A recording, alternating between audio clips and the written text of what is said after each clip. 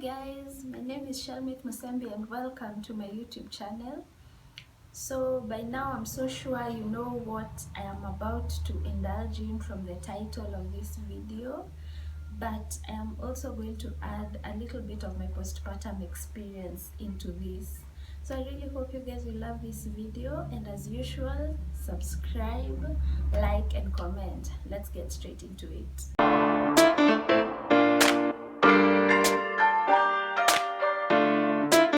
Pregnancy was very easy, and I did not experience any form of complications or anything that was out of the usual. Everything was smooth and I really thank God for it.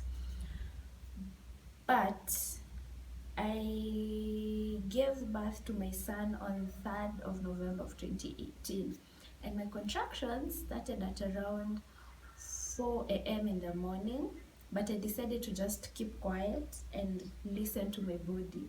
So I didn't even tell my mom or anyone, I just kept it to myself.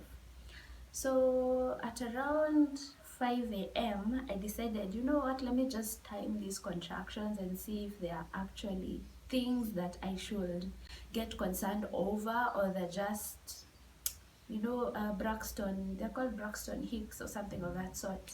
False labor in short. So I started timing them and they were quite regular. They kept coming after every 10 minutes. So that is the time I was like, okay, this is quite serious. I got out of bed, went to the bathroom, and voila, the mucus plug had already come out. That is when I knew today is going to be the day. Leo. So I just went back to bed, woke my sister up, and my sister was like, yo, see, we just tell mom. And I'm like, no, let's wait. Because to me, in my head, I was expecting that for me to know that this is true labor, I was supposed to be like screaming and in excruciating pain. And what I was waiting for actually was for my water to break. So I just continued keeping the whole thing to myself, and it wasn't like painful. It was like your first day of periods, so it wasn't like extreme pain. It was something that I could handle at that particular moment. So that was at around 5:30, somewhere there. By 6 my sister was like, nah. So she just went, called my mom, and my mom came to our room freaking out, and she was like, ni. So at that particular moment, I think my adrenaline just kicked in and my body shut down, because they just got lost. My contractions got lost. But in that moment, there was a lot of frenzy going on around me, because everyone was panicking and all that. Like, where's the baby bag? Have you packed everything? Can you go and take a shower? Shelly, no, toka, endo kakunywe chai. Hapana, usikunywe chai. Ingia bafu, no, hapana. You just come, vadera na twende hosi. And I'm like, okay, you guys just calm down and let's figure this thing out one step at a time. So as I was taking my breakfast with my dad, my mom was busy packing stuff in the room. After breakfast, I stood up to go to, I think I was going to the kitchen or something, and then my water broke. That is when I started freaking out, and I was like, oh my God, how comes this thing is, like, how comes my water just broke and my contractions got lost? But anyway, we got to hospital, the nurses checked me, and I was 2 centimeters dilated. So after that, that is when I was told, like, mama, lazima utembe, like you have to walk so that your contractions can kickstart again. Hey, my people, I walked and walked. I walked around that hospital like, hey, nilikuwa naenda kukaa chini hivi nasikia, mama, amka utembee. So I walked from around 8 a.m. to around 4 p.m. By 4 p.m. I was still at 2 centimeters. And something else is that my baby's fetal heart rate just kept reducing.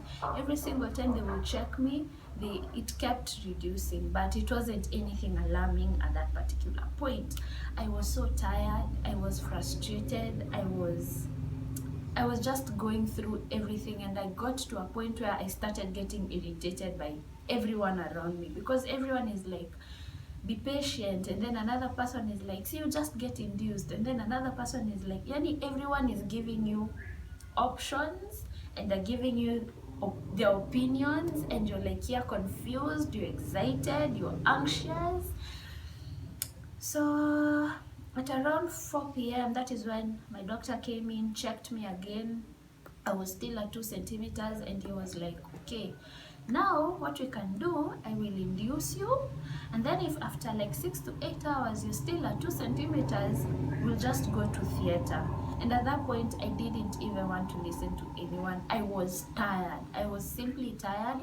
And then adding to it the fact that my baby's heart rate was still declining, I was like, you know what, F it, just take me to theater. Let's just get this over and done with. I am tired, I am exhausted. Just take me to theater. And then during the day, mind you, during the day, my water just kept breaking. The more I walked, the more it just kept breaking. Oh, by the way, FYI to people who have never given birth, your water doesn't break like in the movies. Like, that's a lie. It just doesn't come out like a running water from the tap. It keeps breaking kidogo kidogo kidogo. Like, that is what I experienced. So my water just kept breaking. Ni kama ile unasusu unashikilia. That is what was happening. So it just kept breaking throughout the day. So at that time, my doctor was like, yo, let's just induce you, and then we check after 6 to 8 hours. If nothing has happened, we'll just take you to theater. And I was like, you know what, just take me to theater. Let's just get this over and done with, because I was so tired. You guys, I walked that hospital. I was tired. So they tried convincing me, trying to change my mind, and I was like, nah, just take me to theater. Let's just get this over and done with. I was given the forms, I signed, and there I was in theater. Now, this is the thing. I was not mentally prepared for CS. I was mentally prepared to go the natural way. I wasn't prepared for CS. The moment I got into theater, I started feeling guilty for choosing that particular route. And I remember in my head, I wasn't even thinking about the fact that my baby was about to be born. In my head, I was like, was this the best decision? Is everyone angry at me?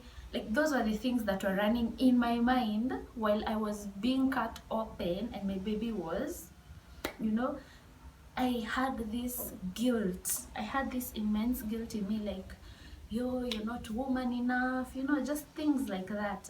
And when my baby was born, that thing ati people say ati mtoto akitoka, oh, you will cry, sijui nini, my emotions. I did not feel that. I just felt guilty.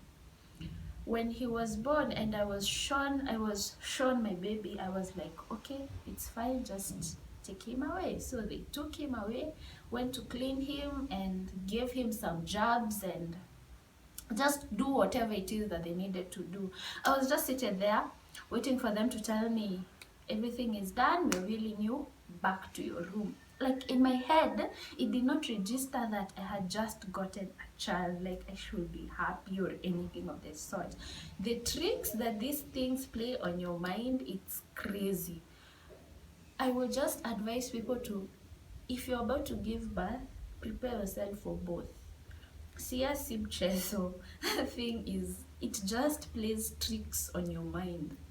So afterwards, we were taken to the recovery room and my family members were allowed to come in and look at the child, obviously, because that was the one thing that everyone was waiting for.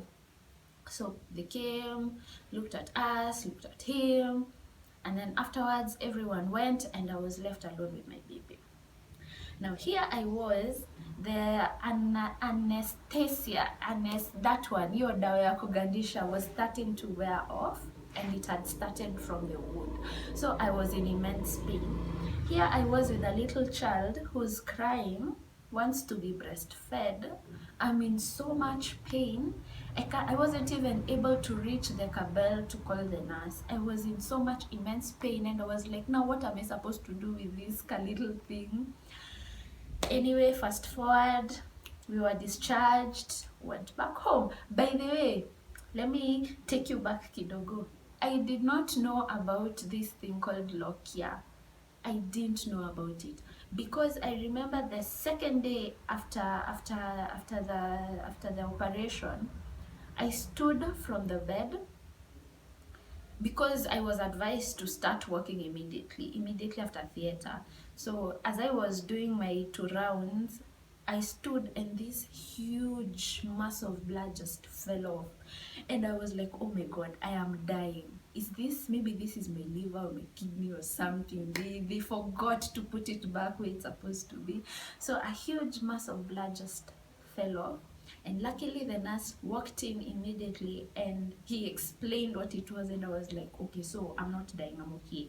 And he's like, yeah, it's normal, you just go around, I'll just call someone to come and clean up. I was like, okay, fine.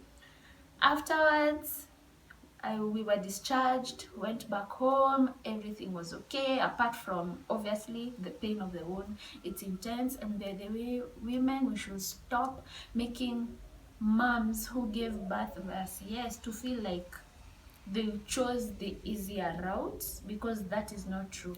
CS is quite challenging, you guys. CS is quite challenging. It's painful. It is painful. But anyway, so went back home, everything was okay, and then 2 weeks later I get chicken pox, and I'm like, now where did I get this from? Ni nani huyo nilipitana naye alikuwa na chicken pox akanipatia chicken pox majamini? I was so frustrated. I cried my eyes out. And you know, after giving birth, your hormones are all over the place, you're so emotional and you're easily irritable. So I was busy crying, telling mom, now what is this? Well, dada. Yani, it was just chaos. And then that phase, okay, at that particular moment, I had to stop breastfeeding. And the moment I stopped breastfeeding, my baby had to be given formula. And I think that is another thing that kind of like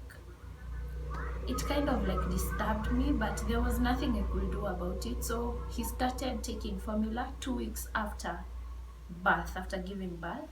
As I was recovering in my head, because we had to be separated, we could not be in the same place with my child. So as I was recovering from it, I sort of like decided to be positive and not feed my mind with all those negative thoughts about all the things that were happening to me, blah blah blah and all that. Because if I had done that, that would have been an easy route for me to get into postpartum depression. So I decided, you know what, I'll just surround myself with positivity, think positive things, speak positive things until I get well and I can get back to nursing my baby. So I get well, things are back to normal, and I'm excited. I'm from hospital and the doctor has given me the go ahead, like, you're okay, now you can continue breastfeeding my child. My baby gets chicken pox and I'm like, now God, what is this? Why? I did everything that I was supposed to do so that he will not get it. How comes that now all of a sudden he now has chicken pox? I went crazy. And then I started crying again. Like, I cried during that period. I really cried. I bawled my eyes out. Sisi yao hospitali tena to the pediatrician, and the pediatrician is like, luckily there's a medicine for newborns who get chicken pox. So he gave us the medicine, but it really doesn't help with much. It just helps with kupunguza hizo makali. The baby will not feel those two symptoms, the harsh symptoms that come with chickenpox. It just makes the whole experience a bit more easy for them, because like my baby did not get fever, he wasn't itchy, it was just the hizo vidonda tu kutokea, nothing more. And then you just apply the calamine lotion as usual. But I have a trick on how to make the chickenpox wounds heal faster on your kid, but I'm not sure if I will share it later on. But now whatever I used helped in making the wounds dry faster, and we were okay. Within no time we were fine, maisha ikaendelea. So at that particular moment I was like, this is quite hard, but you know what, there's nothing you can do about it. You just have to keep going. A week later my wound opens up, and that is when I was like, if there's anything bad that could happen, let it just happen now. And I thank God that I had decided to be positive, because the moment that happened, I am so sure it would have been a downward spiral after that, because in my head I was like, no, I'll be taken back to theater again. It will be a whole process about stitching me up and things like that. But luckily it wasn't anything serious, because I just walked into hospital and they just cleaned me up, and the doctor decided to actually open the stitch up. Okay, the part, it wasn't the scar wasn't open like all the way through. It was just like a particular part. So the part that had opened, the stitches were quite exposed, and my doctor decided, instead of stitching you up again, because I can see that you're healing quite well, let me just open the stitches that were exposed up, so that it just heals like a kawaida kidonda. And I was like, fine. So he cut the stitches. They were kind of like opened up, and I was given like a cream to apply, so that the place will not be infected. And after that everything was okay. We did not experience any other thing from that point on. And yeah, that is my labor and delivery story. I hope you guys loved my video. I hope you guys love this particular video. Please subscribe. To subscribe, you just click on the button, the red button that is somewhere here. It will ask you to log into your email address. Just log kawaida, the way you just log into your email, and you will be subscribed. Subscribing will just notify you when I upload a new video. See you in the next one. Bye.